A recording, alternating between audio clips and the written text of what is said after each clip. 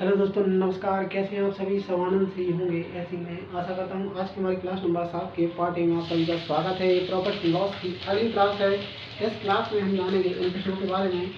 ये हमारा आज का प्रश्न 48वां प्रश्न है। क्या हमसे कह रहा है, इसको हम देखते हैं। एक व्यक्ति ने 5 रुपये में 6 पेंसिल के भाव से पेंसिल खरीदी तथा 6 रुपये में 5 पेंसिल के भाव से पेंसिल बेच दी। परिणामी लाभ तथा हानि प्रतिशत ज्ञात करें।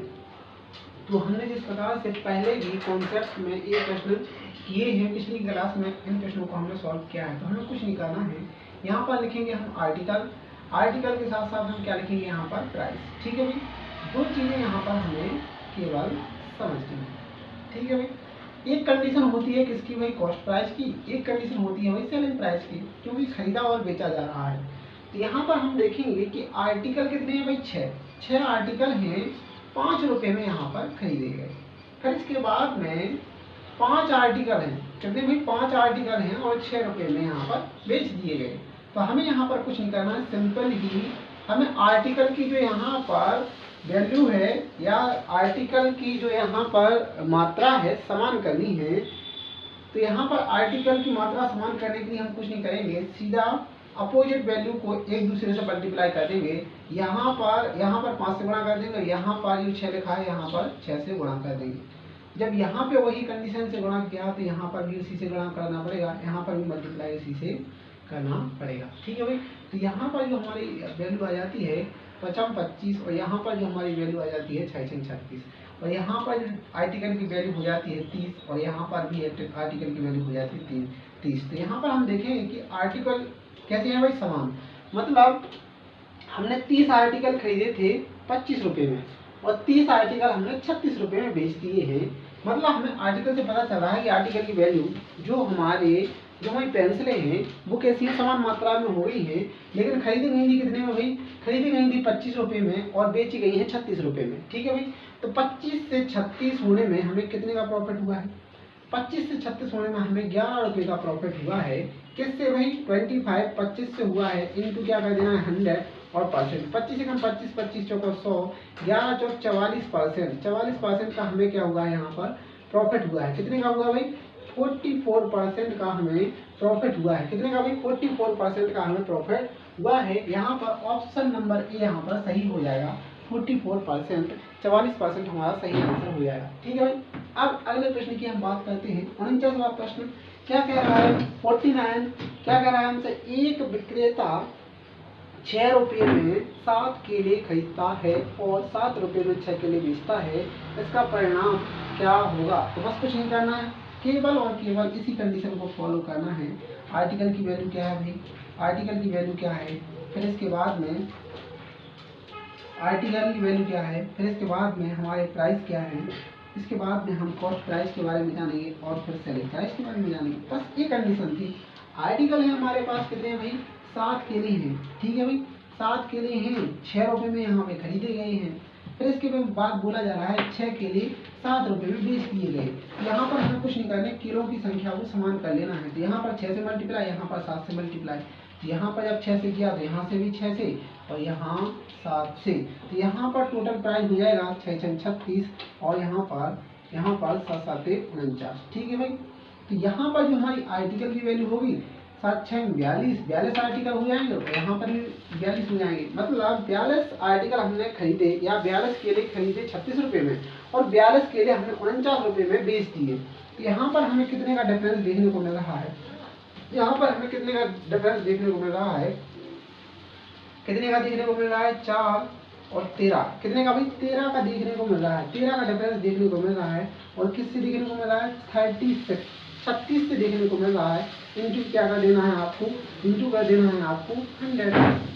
क्या कर देना भाई, इंटू 100% आपको कर देना है और बस आपका आंसर आ जाएगा। क्या आ जाएगा भाई, आपका आंसर आ जाएगा। ठीक है भाई, ओके। तो यहाँ पे आप देखेंगे कि हमारा जो 1/36। एक बटे 36 की परसेंटेज वैल्यू क्या होती है? 1/36 की परसेंटेज वैल्यू क्या होती है? 1/36 की परसेंटेज वैल्यू होती है 2 सही 7/9। कितनी होती है भाई? 2 सही 7/9। 1/36 की परसेंटेज वैल्यू होती है। ये आपको पता होना चाहिए, ठीक है भाई? ये आपको पता होना चाहिए, ठीक है भाई? ये हमें पता चल गया है। क्या पता चल गया है कि 1/36 की वैल्यू होती है 2 सही 7/9। तो हमें निकालनी है 13/36 की। तो बस कुछ नहीं करना, 13 से मल्टीप्लाई कर देना। 13 दूना कितना हो जाएगा? 13 दूनी 26 हो जाएगा और 13 7 91। तो यहाँ पर 91 में आप 9 से भाग देंगे तो कितनी बार? 10 बार जाएगा। 10 बार जाएगा तो कितना हो जाएगा? 36 सही 1/9%। 36 सही 1/9%। ये आपका आंसर हो जाएगा। 36 सही 1/9% आपका आंसर हो जाएगा। सीधे ही आप पता कर सकते हैं, ठीक है भाई? ठीक है भाई, ये आपका आंसर है। ऑप्शन नंबर ए आपका सही हो जाएगा। 36 सही 1/9% आपका आंसर हो जाएगा, ठीक है भाई? ये हमारा प्रॉफिट है। अगले प्रश्न पर आते हैं। 50वां प्रश्न क्या कह रहा है? एक विक्रेता 3 रुपए में 4 केले खरीदता है और 4 रुपए में 3 केले बेचता है, परिणाम क्या होगा? बस सेम कॉन्सेप्ट का ये सवाल है। यहाँ पर आर्टिकल लिखेंगे, यहाँ पर हमने प्राइस लिखी, फिर इसके बाद में हमने यहाँ पर कॉस्ट प्राइस के बारे में जाना और फिर यहाँ पर सेलिंग प्राइस। बस कॉस्ट प्राइस क्या है अभी? कितने आर्टिकल खरीदे आपने? 4 खरीदे 3 रुपए में। बेचे कितने हैं आपने? 3 केले बेचे आपने 4 रुपए में। बस केलों की संख्या को आप समान कर लेंगे। समान किया तो जिस प्रकार से समान किया है तो वहाँ पर हमें दोनों चीज़ों को समान करना है। तो यहाँ पर फीचर का 9, यहाँ पर हो जाएगा 4 चौको 16। यहाँ पर आर्टिकल संख्या हो जाएगी 12, यहाँ पर आर्टिकल की संख्या हो जाएगी 12। मतलब 12 के लिए आपने खरीदे थे 9 रुपये में और 12 के लिए आपने बेचे हैं 16 रुपये में। यहाँ पर डिफरेंस आपको देखने को मिलेगा कितने का भाई? 7 का। किससे भाई? 9 से देखने को मिलेगा इंटू 100% आपको निकालना है। तो यहाँ पर हमें पता है कि 1/9% की वैल्यू कितनी होती है? 11 सही 1/9। ये हमें पता है। तो बस कुछ नहीं करना था। आपका आंसर आ जाएगा 11 कितना आ जाएगा? आपका आंसर आ जाएगा 77 सही 7/9% ये आ जाएगा। या फिर आप लिख सकते हैं 77.77% का प्रॉफिट हुआ है। यही आपका आंसर है। बस इसको आपको जानना था, ठीक है भाई? ये आपका आंसर है।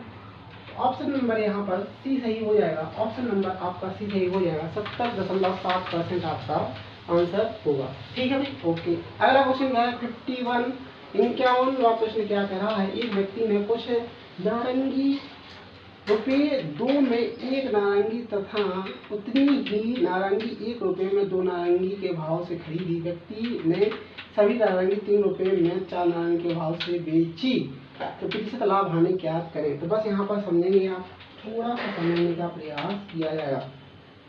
आर्टिकल, ठीक है भाई? फिर इसके बाद में प्राइस हमने लिख दी।